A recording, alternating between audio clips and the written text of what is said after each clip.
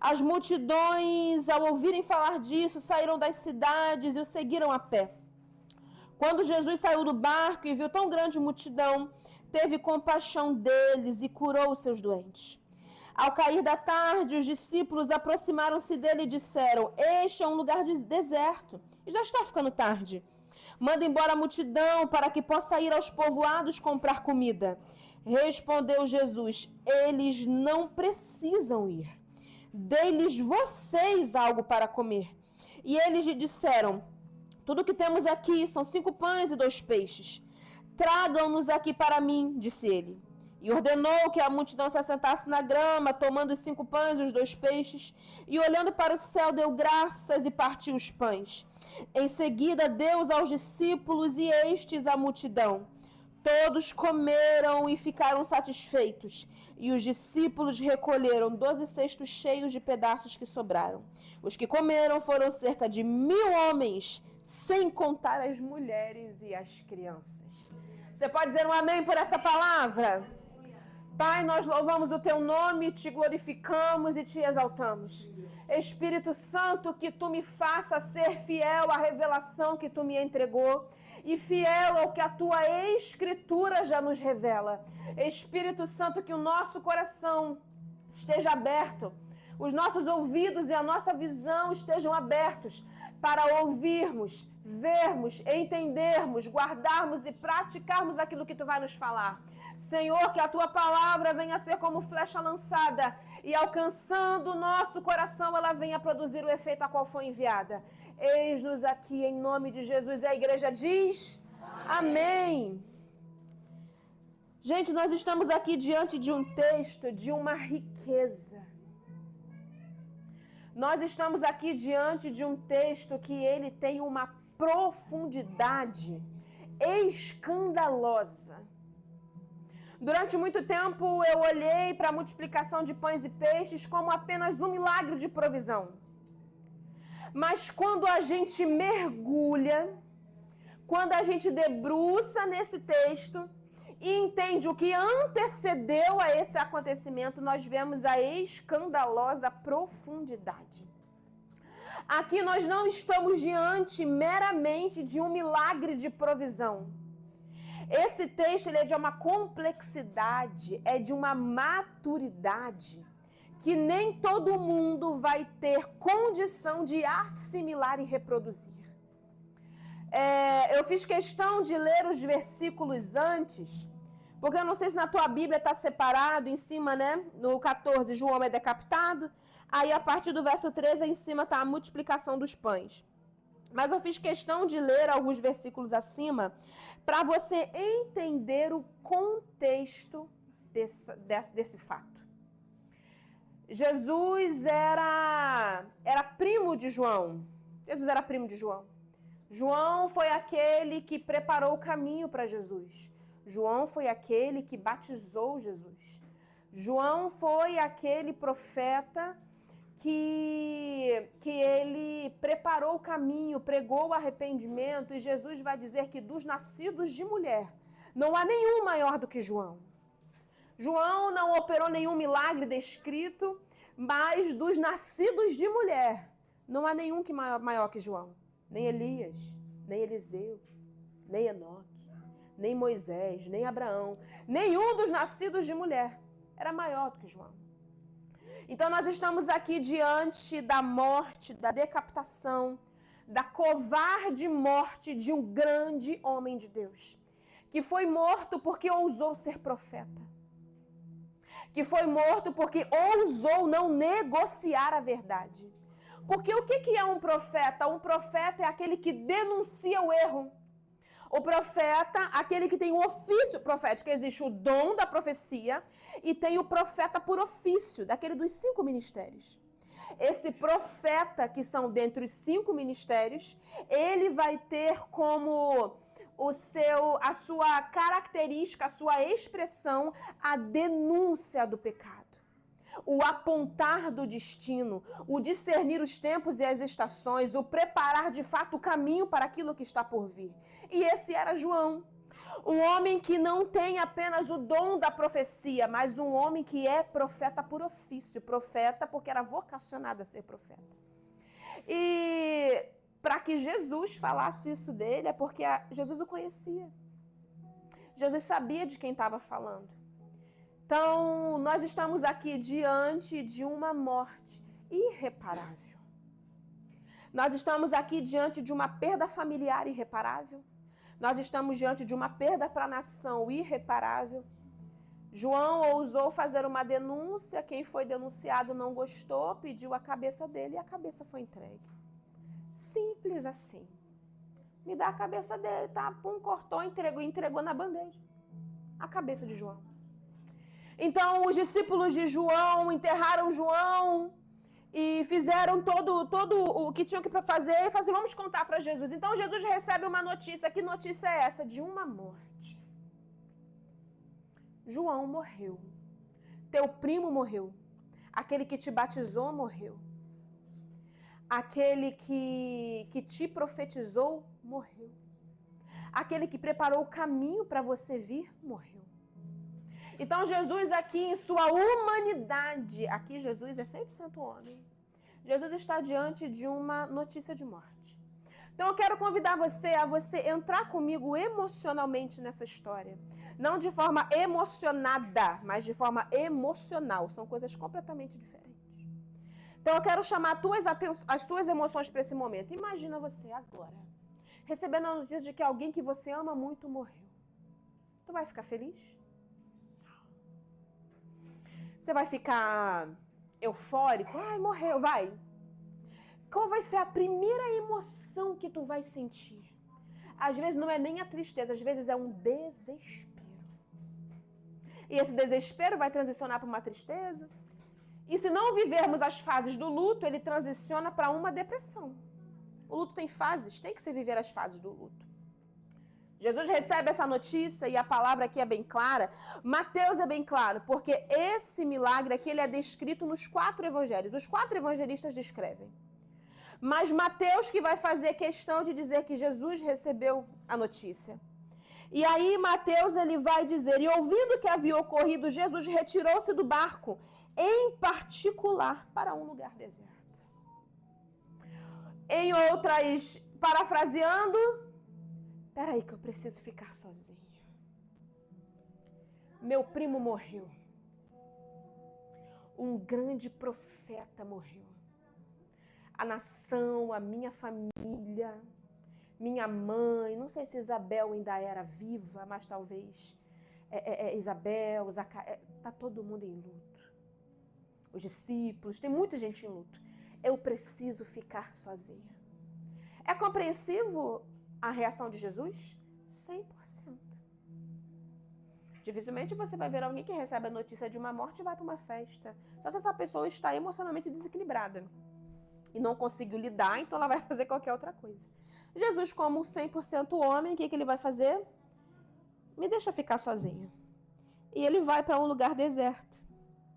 Mas em seguida, o que Mateus vai narrar?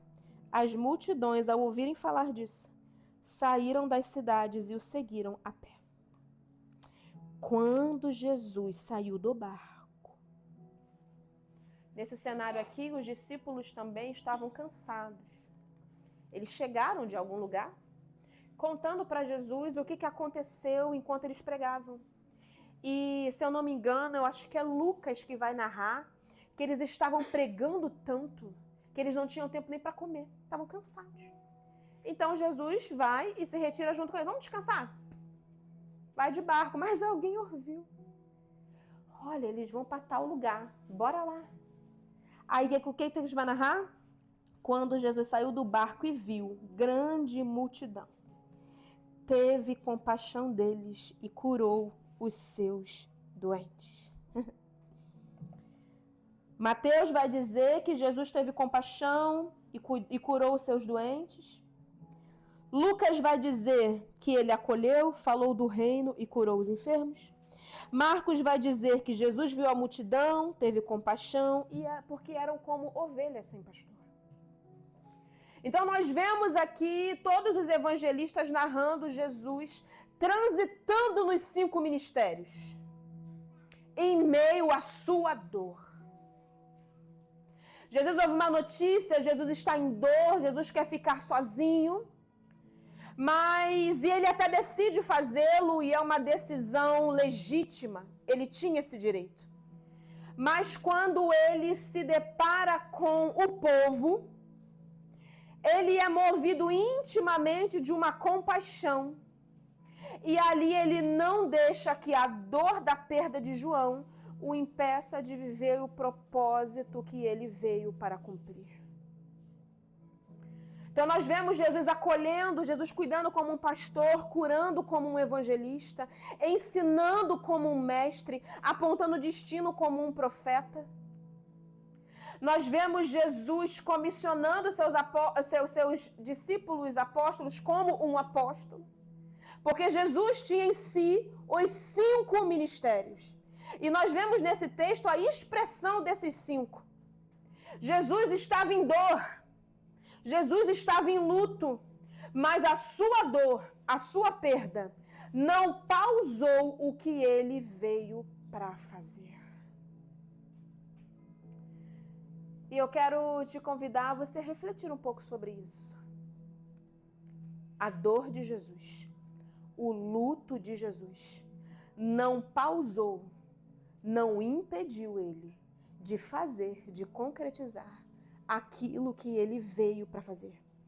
Jesus chega no deserto carregando uma notícia de morte, mas ele transforma um lugar de luto em um lugar de provisão. Porque não é sobre como eu me sinto, mas é sobre o que eu decido fazer. Nós não somos aquilo que sentimos, nós somos aquilo que decidimos. O que você decide? Tinha um programa, né, antigamente, Você Decide. Eu sou da década de 90, gente, eu lembro do Você Decide. Eu acho que era no video show que dava isso, sei lá, ou era um programa, enfim. Eu não sou o que eu sinto, eu não sou o que se passa, eu não sou as adversidades, eu sou quem eu decido ser. Então Jesus recebe uma notícia e ele, munido de toda a sua legitimidade em ficar sozinho, ele decide ficar. Até que ele se depara com algo maior do que ele. A necessidade do povo era como ovelhas sem pastor. Era maior do que a dor que Jesus estava carregando. Como nós estamos lidando com as nossas dores? Como nós estamos lidando com as nossas perdas? Como nós estamos lidando com aquilo que nos acomete? Nós estamos lidando como, sim, oportunidades legítimas de ficarmos sós e pensarmos e refletirmos, ou nós estamos, mesmo em meio a toda essa situação, entendendo que existe algo maior, existe um propósito maior, existe um destino maior, que se eu continuar presa onde eu estou por causa daquilo que sinto, eu deixarei de viver aquilo pelo qual eu nasci para fazer. Jesus está nos ensinando que a dor não deve ter o poder de paralisar o propósito que o Senhor entregou nas suas mãos. A minha vida tem um propósito, a tua vida tem um propósito. Enquanto Herodes e seu banquete produz morte, Jesus e seu banquete no deserto produz vida. Jesus vai para um lugar deserto. E num lugar deserto ele produz vida, mesmo tendo recebido uma notícia de morte. As notícias que estão vindo até você, como você tem processado elas? Como a tua mente tem processado os acontecimentos da tua vida? Como o teu emocional está processando as perdas, os lutos, as traições, a rejeição, o abandono, a virada de costas? Como o teu emocional está processando os acontecimentos da tua vida? Porque o nosso emocional faz o quê? Vou ficar sozinho. Jesus estava sendo o quê? Emocional. Ele tinha todo o direito. Jesus está ali. Emocional. Vou ficar sozinho. Quando ele desce do barco e ele vê a multidão, ali ele deixa de ser movido por suas emoções. Ele começa a ser movido pelo Espírito que habitava nele. Existirão momentos que seremos levados pelas nossas emoções e não existe problema nenhum. O problema é quando eu não consigo discernir o Espírito, o que o Espírito que habita em mim está me comunicando na situação. Jesus aqui está nos dando uma grande lição de discernimento espiritual. Ele não está negligenciando a sua dor ou muito menos o cansaço de seus discípulos. Mas quem está cansado fisicamente, uma hora vai conseguir descansar. Uma noite de sono. Quem está cansado no corpo, uma noite de sono resolve. Mas a dor que Jesus está vivendo é uma dor irreversível porque é um luto. João ia ressuscitar, sim ou não? Não. Jesus ia pegar nesse cenário, entendendo o acontecimento dos fatos, pegar a cabeça de João e colar de volta na cabeça dele? Não. E aqui Jesus nos dá uma grande lição. Que nós não devemos nos permitir parar por situações irreversíveis. Não pare por causa daquilo que você não consegue mudar. Não pare por causa daquilo que você não consegue transformar. Não pare por causa daquilo que você não consegue resolver. Jesus não ia, não é que ele não podia, ele não ia. Ele não ia resolver a dor da família de João.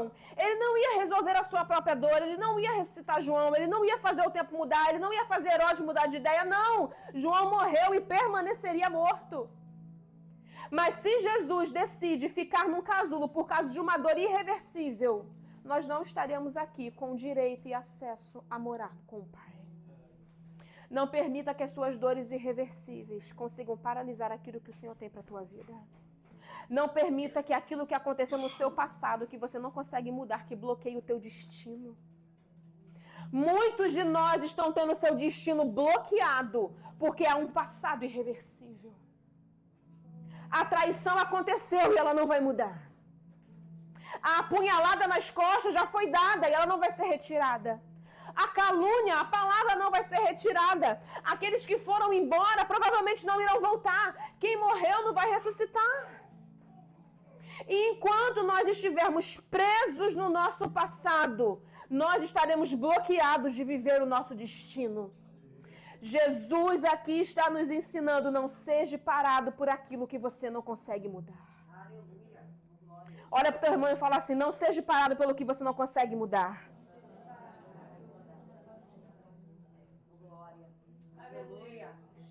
Não seja parado por aquilo que você não consegue mudar.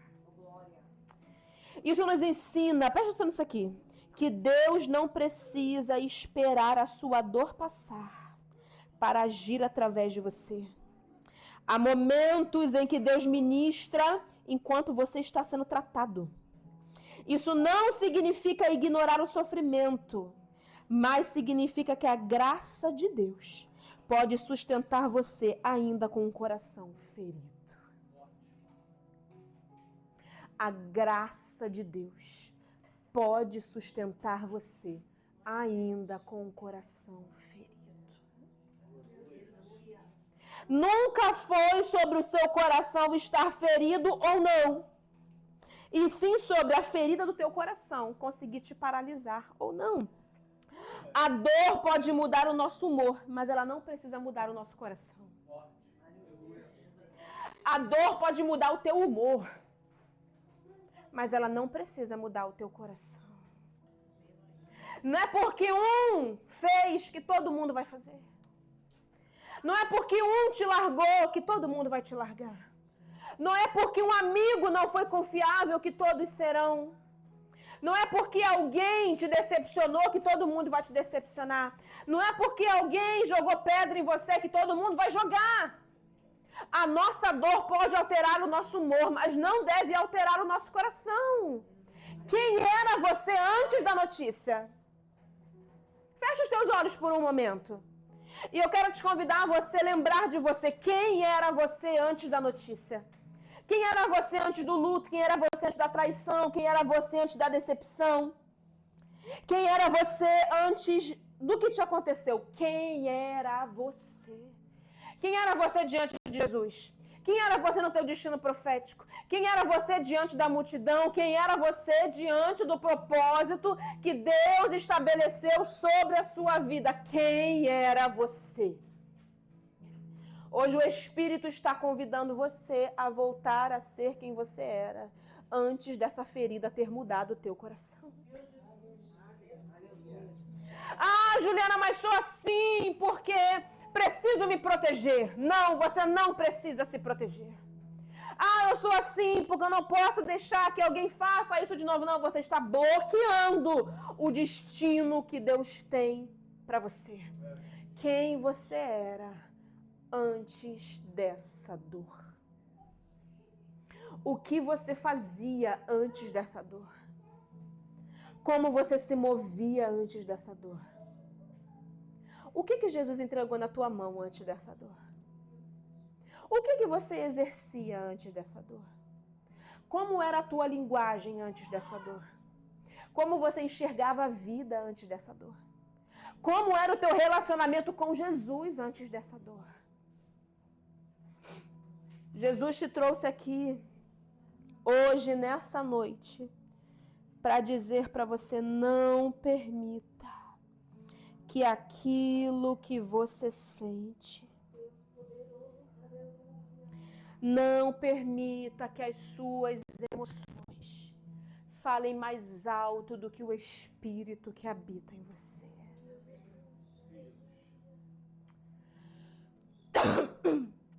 Jesus vê a multidão e se compadece dela. E o que me chama a atenção é que os evangelistas vão dizer que Jesus cura os enfermos. Ah, meu primo não pôde ser salvo. Salvo da morte, né? Porque com certeza João foi direitinho assim: oi Deus, tudo bem? Tô aqui. Mas salvo, seu corpo salvo. Não, não pôde, né? Mas isso não impediu Jesus de dizer que ele podia salvar.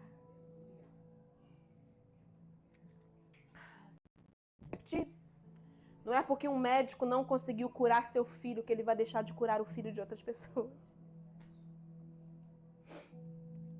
Não é porque você deixou de viver algo que o Senhor... Porque você viveu uma adversidade na tua vida, que você não pode ser usado para que outros vivam o que você ainda não viveu. Talvez você não acessou ainda o milagre, mas não significa que outros não possam acessar o milagre através de você. Talvez a tua cura não chegou, mas o Senhor pode curar através de você. O teu milagre não tenha chegado, mas outras pessoas podem alcançar o milagre através de você. Talvez a tua casa ainda não tenha sido alcançada, talvez todos ainda não professem a Jesus, mas não significa que outros não possam se converter através de você. Há uma profundidade na revelação. Eu só estou no início desse texto. Fazer igual nas tardes proféticas. Eu vou pegar um texto e vou ficar sério. Na próxima mensagem eu vou continuar esse texto. Pregar. Eu falo, pastor, eu vou pregar domingo que vem. Olha, eu me botando na escala. O Senhor está dizendo para mim, para você nessa noite. Não é porque uma morte não foi evitada que Jesus se negaria a curar quem estava ao seu alcance. O que você ainda pode fazer? Quem você ainda pode ser? O que você ainda pode exercer? Não permita que a dor modifique quem o Senhor te chamou para ser. Jesus em dor, Jesus em luto, Jesus em tristeza, fez o que devia ser feito. Discípulos cansados fizeram o que tinha que ser feito. Ah, tô cansada, vou fazer não. Tô doente, vou fazer não. Onde anda a nossa prioridade? Quem é que vai trabalhar doente? Os boletos não perdoam. Quem é que vai trabalhar triste? Quem é que vai trabalhar com raiva às vezes? Não porque vai trabalhar, mas com raiva. Quem é que vai trabalhar chovendo? Ô, pastor Everson, aleluia. Se tiver que trabalhar no feriado, porque, sei lá, a escala caiu, quem é que vai trabalhar? Por que para as coisas do Senhor a gente sempre coloca uma condição? Tá chovendo. Tô cansado. Tô doente. Não permita que aquilo que te aconteceu altere o coração que você um dia já teve. Alguém que não via chuva, alguém que não via sol. Alguém que não via falatório, alguém que não via doença, alguém que não via cansaço. Alguém que só focava no destino. Alguém que só focava naquilo que o Senhor disse que era para você fazer. Hoje o Senhor nos trouxe até aqui para resgatar o nosso coração. Aleluia. Se coloque de pé em nome de Jesus. Aleluia. Senhor nos trouxe até esse lugar.